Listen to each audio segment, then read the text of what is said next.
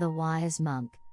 In my own life, I think one of the best examples of transparency and not taking myself too seriously came from an experience I had at a Buddhist temple here in Los Angeles. Back when I was first seeking on the personal growth and spiritual path, I was soaking up all kinds of different modalities and ways to calm my mind and get clear.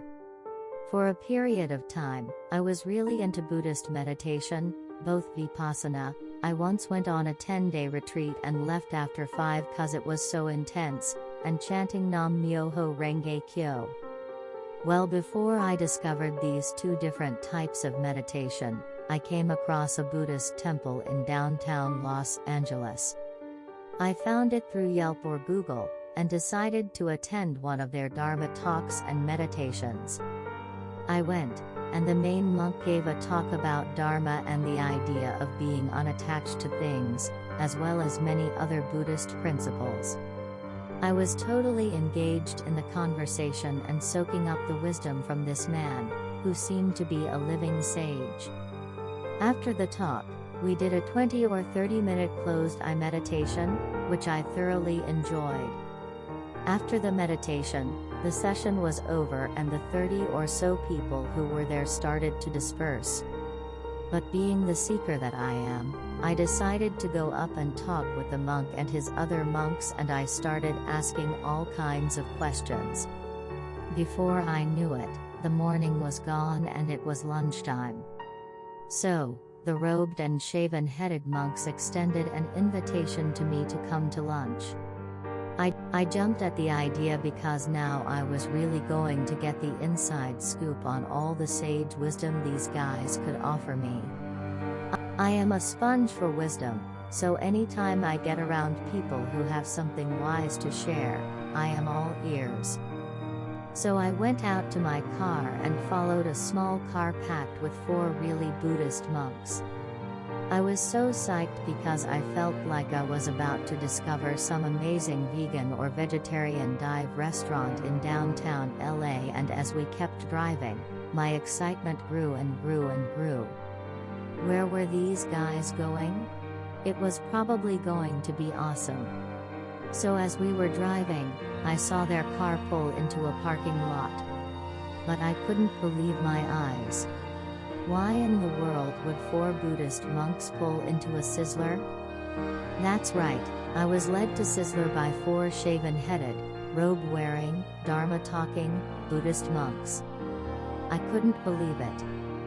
I thought it must have been because their salad bar was so cheap.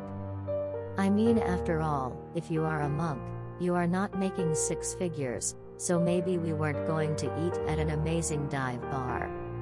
Maybe we were just going to have a modest vegetarian salad from the Sizzler salad bar. I was cool with this.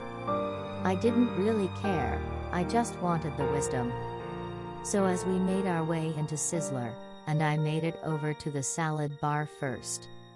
Now I'm not a vegan or a vegetarian. I do my best to get non-factory farmed meat and eat as consciously as possible. But in this moment, in front of the monks, I became an instant vegan. I was careful about my choices from the salad bar. No cheese. No dressings with dairy. No chicken or tuna from the salad bar. Just some lettuce, tomatoes, mushrooms, bell peppers, nuts and vinaigrette for me.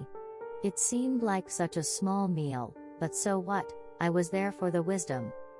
I thought I'd just get a big Diet Coke to fill me up for the rest of the meal while the monks and I got down to some serious Dharma talking. So as I came back to the seat, I saw the monks ordering food.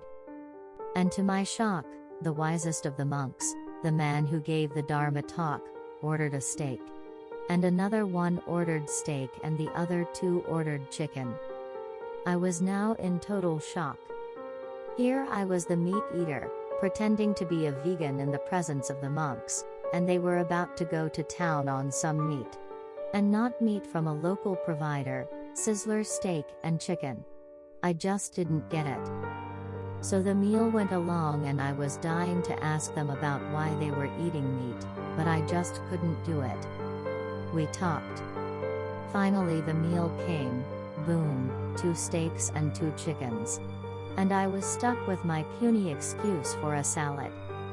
They even asked me if I was hungry cause I had so little to eat. So as the monks dove into their food, which included dead animals, I finally couldn't take it anymore. I popped. I stopped the conversation and said, okay, hold on you guys. What's up with the meat? You guys are Buddhist monks. Aren't you committed to metta, which is unconditional love for all sentient beings? And without a twitch, the wise old monk looked up from his steak and looked at me and said, we have a phrase around the ashram. And then he paused.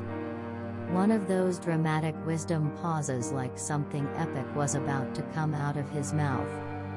He said, and that phrase is, not Buddha yet. And with that they went about their meals. I couldn't believe it. Are you freaking kidding me? Not Buddha yet. In the moment it felt like a cop-out, but as I began to reflect on this phrase later in life, I saw the wisdom in it. Now I know what some of you must be thinking, what a cop-out. So that means he can kill people, too. Because he's not Buddha yet? This obviously shouldn't be used to justify bad behavior. That being said, I think it was one of the most honest things I've ever heard a spiritual person say to me. The idea of not being Buddha yet is huge. We can let ourselves off the hook for not being spiritually perfect and instead take the journey into our ever so precious imperfection. We end up shriveling up our life when we do not allow ourselves to be human. Mastin Kip. Thanks for watching.